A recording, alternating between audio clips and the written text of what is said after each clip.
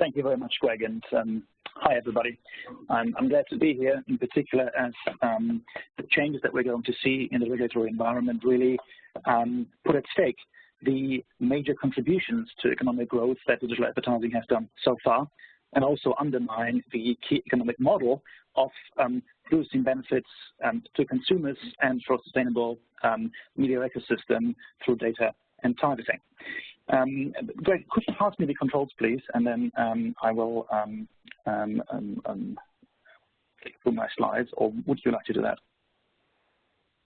I will do it now. Okay, fantastic. Good. So as Greg said, there are really two studies that I would like to talk to you about, and they're interlinked. The first is really about the digital economy in Europe. We're moving towards a digital single market, and advertising, in particular digital advertising, has a key role here to play. And the second really is about data-driven advertising, the economic model that underpins many of these contributions to the economy. Let's start with the first study. Greg, next slide, please. Next slide. We set out in 2015 to work with IAB Europe to measure the economic contribution of digital advertising. How can that be operationalized? There are many ways to measure economic contribution, and we focused on two variables. The first is gross value add, and the second is the jobs created and enabled for digital advertising. Jobs is pretty self-evident, but if we look at gross value add, it's a measure of the economy. It's like GDP, but it is adjusted for taxes and paybacks to give a unique quantifiable picture of the money that's being put in the digital economy through advertising. We published our 2017 study a couple of months ago in light of the rapid pace of regulatory change. And this study was an update of an original study whose title you can see here, Paving the Way. And this original study was a first attempt to really figure out what the economic contribution of digital advertising is. That wasn't an easy task because there have been many studies out there from various consultancies around the economic contribution of advertising as such. But little emphasis has been placed on the unique contribution of specifically digital advertising. Some studies, very few, have tried to quantify that, but always at a national level only, mainly in the US and in very few European markets. But scaling this out to the EU 28, maybe EU 27 very soon, was a huge task. Data sources across countries are very different. Employment data, number of jobs available, number of jobs in advertising, and so forth. Data comes from regulatory bodies, from the national statistics offices, etc. Also, salaries, etc., vary across the EU 28. So having a pan-European approach was quite difficult. What we did for our first approach was to conduct a meta-analysis of existing studies to figure out what economic variables they were using, what assumptions they were making, what ratios. We were auditing all these and adjusting them to come up with a way of measuring this for the EU 28. With numerous data sources where the underlying information comes from, lots of jobs and gross value add data comes from official source Eurostat, but that doesn't cover the entire ad economy, only relates to jobs directly in advertising. So, let's say media agencies, publishing services, and so forth. But as I'll show you in a bit, there are many more jobs or types of jobs that we need to consider to measure the entire impact of digital advertising. We also audited a large range of macroeconomic studies. A few of those are sampled here from Deloitte, the Work Foundation, McKinsey, Cambridge Economics, and also work that we as IHS Markets back then IHS did in 2013 in the US. We took all these, the ratios, the economic models that these studies did, fine-tuned them and applied them to data that we gathered from Eurostat and produced and added in our own proprietary data plus the IAB Europe ADEX benchmark data. The methodology is quite complex, but very well documented. And for further details on this, I refer you to the original 2015 study, where there is about a 10-page appendix that details the entire methodology with a particular aim to show to policymakers and decision makers in the regulatory field both the robustness and the limitations of this study to underscore that this is a serious piece of academic research. Next slide, please, Greg. Now, how do we model the economic impact flows of advertising overall? What things do we need to consider? We split our model into direct effects, indirect effects, induced effects, and spillover effects, which all refer to different parts of the ad value chain. Direct effects are the kind of most immediate ones, which looks at how brands spend advertising to advertising services. It could be creative agencies or ad buying agencies, and how money flows to publishers. Indirect effects are for suppliers. For instance, companies that provide infrastructures, companies that provide additional creative services, that provide brand consultancy, and so forth. And these suppliers, again, are suppliers who support the production and dissemination of advertising, so we considered all those. But then look also at induced effects, which are the extra jobs that are actually being created by successful advertising, as advertising contributes to the growth of certain product categories or the growth of companies who advertise. And lastly, we looked at spillover effects, so how research and development, data-driven skills and so forth that are nurtured within the ad industry have a broader economic impact as well. To shed more light on this, let's go to the next slide. So there are 4 types of effects that you saw on the previous slide. And here in the middle, you can see how we define those slides. It's also detailed in further extensively in the study itself. But a few things I would like to highlight. And that is that we really need to take into account these cascading effects. These direct effects are really firms in the immediate value chain. The indirect effects go to the suppliers, for instance, production companies and so forth. Then induced effects are, related to the extended advertising ecosystem, people who spend money as consumers, added sales, and so forth. But the interesting thing is really these spillover effects. Each and every industry in the world has an economic contribution of direct, indirect, and induced effects. But the spillover effects here, they are particular to the advertising industry that make it special as an economic contributor in general and to Europe in particular. Because of course, advertising leads to increased sales and further innovation, products, etc. So it's a different category of impact that advertising produces within industries that are adjacent to advertising but outside of advertising. Out of these different effects, we developed different measures of contribution, how to quantify that. That's direct, extended, and overall contribution, but we added several of these effects together for each, as you can see here on the right side. So to cut to the data, on the next slide, we can see how this looks like. Directly, there are around 1 million jobs supported by digital advertising in the immediate value chain in the EU 28. We have 2015 data, not 2017 data, because public records are very slowly, and we preferred to rely on robust data rather than to dilute the modeled impact here further by using forecasted data.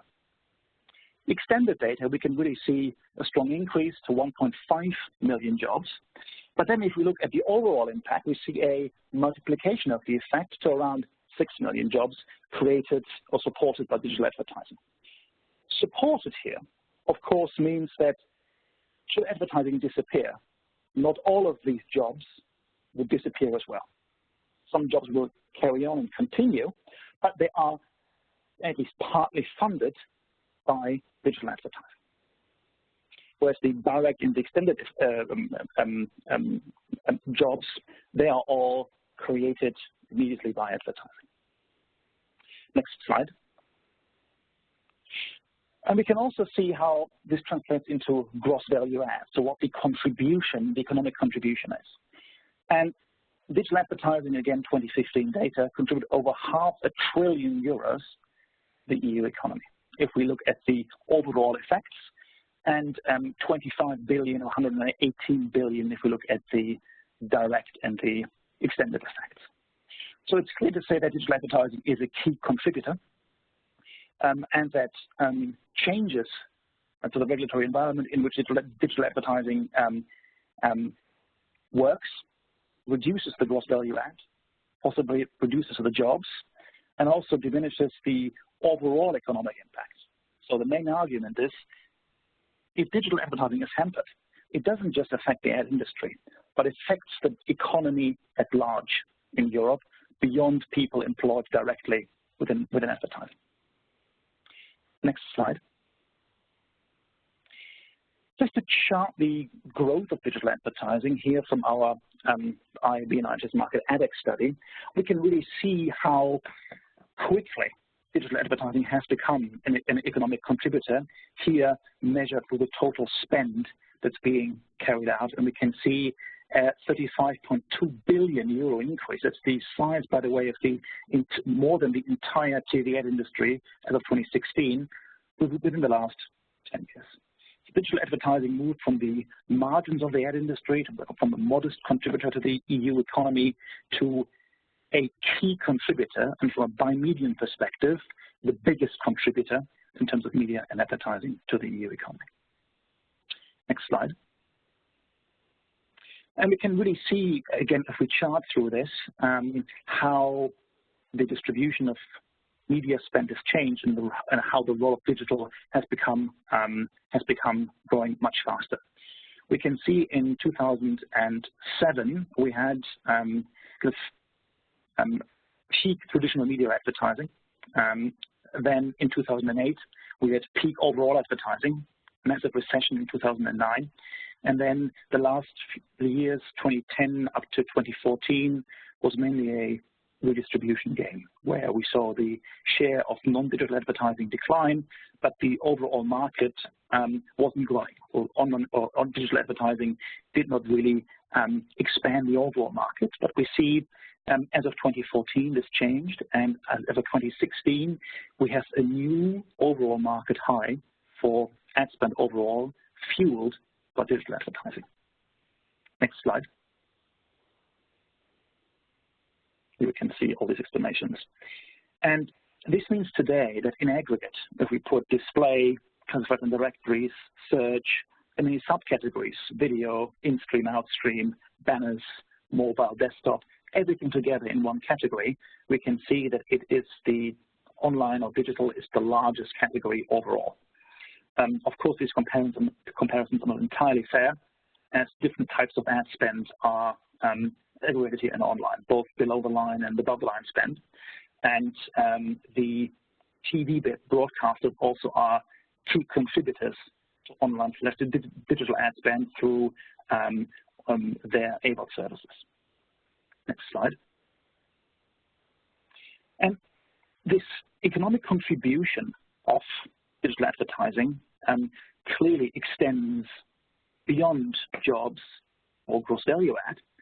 It also contributes to the sustainability of publishing, the sustainability of a free press in Europe and a free and independent media ecosystem. We can see this in several examples over the next couple of slides.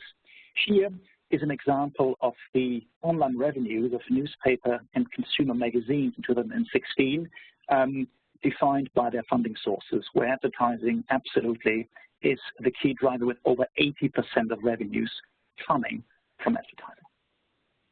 And if we go to the next slide, we can see how for the much broader mobile industry, which is emphasized time and again by policymakers as pivotal to the future of the European economy and the digital single market, it is mainly an ad-funded industry. Already in 2014, ad revenues on mobile devices exceeded transactional or subscription revenues from apps.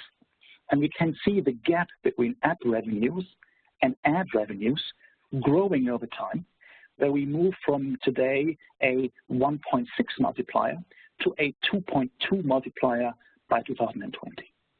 Meaning that changes to the way that advertising can perform and thrive hampers the overall mobile industry as well.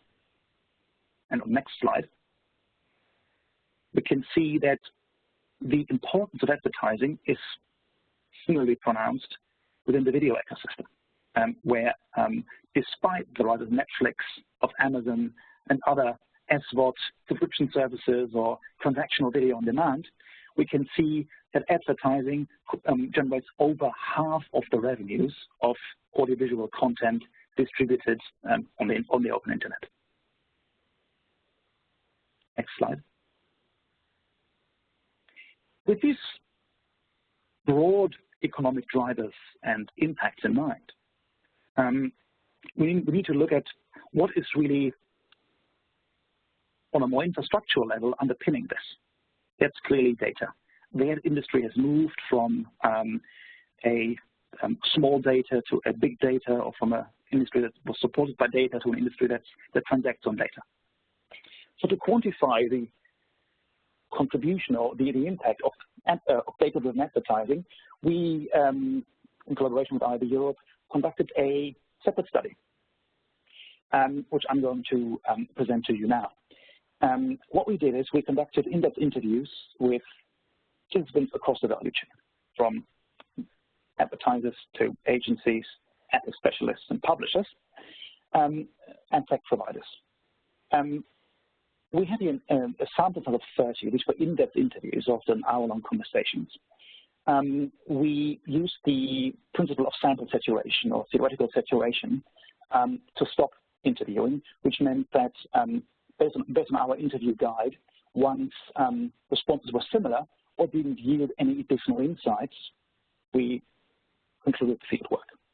Our objective was not to publish a survey of responses, but our objective was, with these interviews, to gain assessments, variables, and data points that would enable us to build, again, an economic impact model to quantify the importance of behavioral advertising.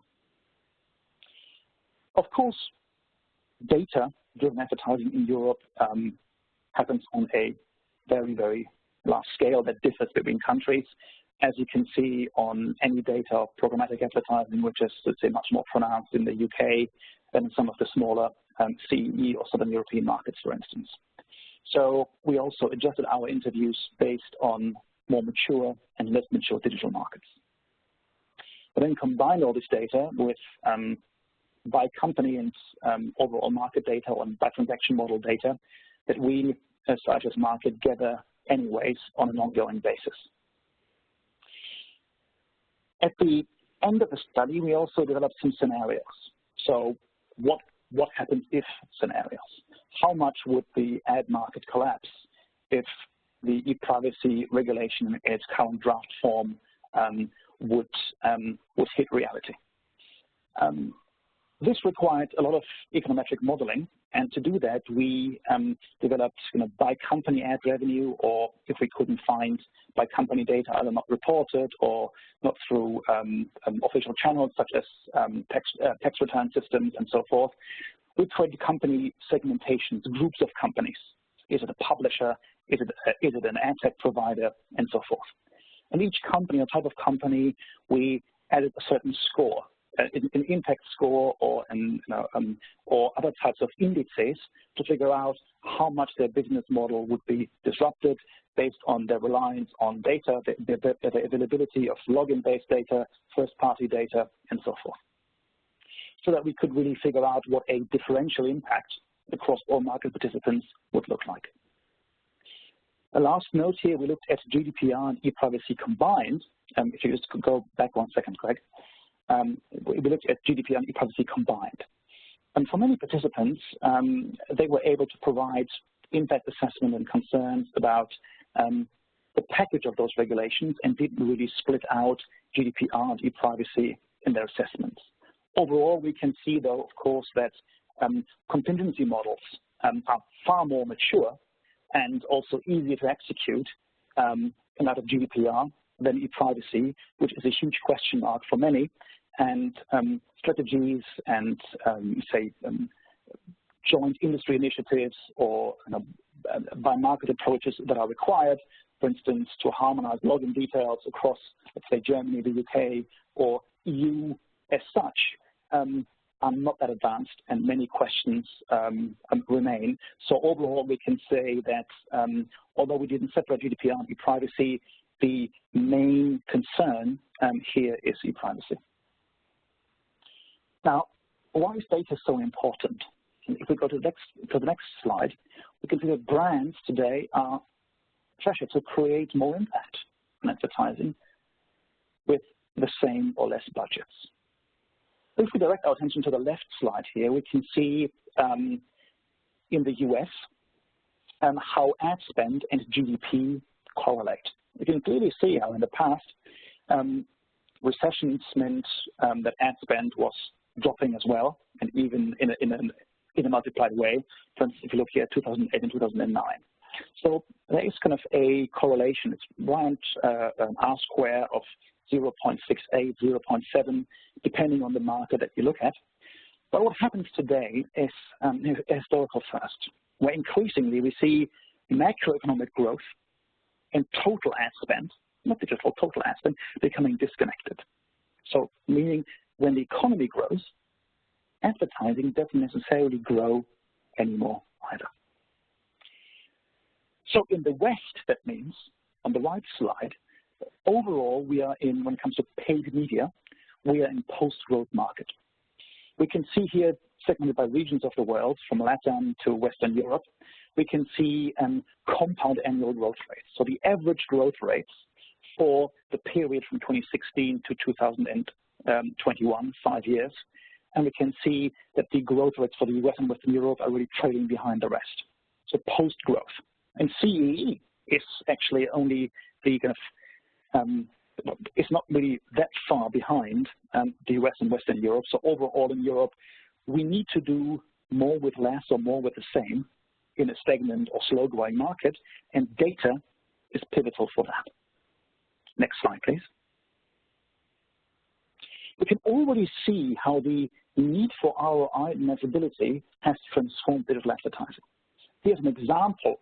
It's not always looking like this, but an example of a value chain in digital display where in some cases the value of data already exceeds the pure media value. And those companies who are able to combine, from the publishing side, for instance, are able to combine data and inventory are faring much better than those who don't combine it. And from the advertiser side, using data and controlling data is becoming essential to managing media investments. And we have entirely new types of players thriving to help manage the complexity of this ecosystem just based on data and expertise in this field. But while this need for ROI is there, in the next slide, we can see something remarkable. And that is that all media need to answer brands' calls today to augment inventory more with data analytics, etc., to boost accountability. What you see here is a segmentation of the cost of advertising. It's the ad spend structure by medium. So it means when an advertiser goes to an agency, what is overall on a given campaign, what is the money being spent on? What's the media buy, what we see here in green for traditional or blue in digital media? And what is what we call agency labor or additional services layered on top of that, either in gray or in orange. And you can see that in traditional media, the value of the media buy, the inventory prevails, partly for TV, of course, partly influenced by scarcity. But you can see remarkably in digital media how in some cases more than half of what's done isn't the media buy, but is services. This could be talent creation, etc., advisory, planning, measurement, optimization, and for the vast majority of it, it is actually data services. So the value of digital advertising largely depends on the data. And the logic of using data increasingly also affects traditional media. So That means regulatory changes, mid and long term, will impact radio, TV, out of home, magazines, every medium, not just digital. Next slide, please. And the need for data becomes prevalent if we look at some of the kind of macro trends across industries. Here in TV, for instance, cost-cutting trends that we see everywhere mean it's harder for brands and agencies to deliver against brand advertising KPIs because the scale of the addressable audience for traditional low data-heavy means is declining. And of course, on the next slide, we can also see how an explosion of devices, Greg, next slide, please. Explosion of devices, mobile and video devices, for instance, complicates reaching consumers that are increasingly even distracted using multi-screens and so forth. So to succeed in advertising, one has to manage all these different devices as well, to bring them together, fuse them together. And of course, this means that without data, that's not possible. Next slide, please.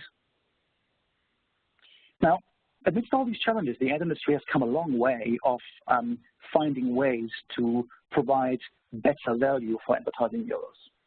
By providing a new holistic consumer understanding. In the past, we used to have only proxy metrics, trying to figure out what consumption trends really meant for the success of advertising, reach, viewability, and so forth. Separately, in below-the-line marketing, we had purchase metrics. And combining those two metrics for the first time enables a much more detailed consumer understanding that makes advertising much more relevant, much more accountable, and measurable. Next slide, please. And we can see in our study, based on the interviews and modeling that we did, that indeed data helps to produce already more relevant ads for consumers. So here you can see average conversion rates for display banner advertising compared with network behavioral or retargeting, where you can clearly see the augmentation of value that data provides. Next slide, please. And data also, in the same way, if we flip the perspective, enhances media companies' ability to create sustainable business models, where you can see cost per thousand price ranges without behavioral targeting and with behavioral targeting are vastly different. Next slide. If we look at the market segmentation, we can see that behavioral data is already the new normal, and that by 2020, in the end of our forecast period, we will see over 100% growth in behavioral data. So we segmented the market here. Is it using behavioral targeting or not behavioral targeting? Certain caveats apply to this data. The definition of behavioral data, as we learned, differs vastly across countries and companies, and sometimes even demographic information is being lumped in here. We did not conduct an audit to standardize definitions of behavioral data, as this would have exceeded the scope of the study and be extremely complicated. Nevertheless, indicatively, we can clearly see the value of data, behavioral in particular, in driving ad spend in Europe. Next slide. As I mentioned initially, we then developed different scenarios of if regulation hits, how will the market look like? Will it grow slower, or will it even contract? To do this, we built 3 different scenarios, a low impact, a moderate, and a high impact scenario. And all these scenarios take certain assumptions on types of market players, what they can do with their data, the size of market participants, for instance, who can just succeed in a data poor world based on their sheer scale and uniqueness of content, and who, due to being, let's say, having less data or having replaceable content, is going to be affected more.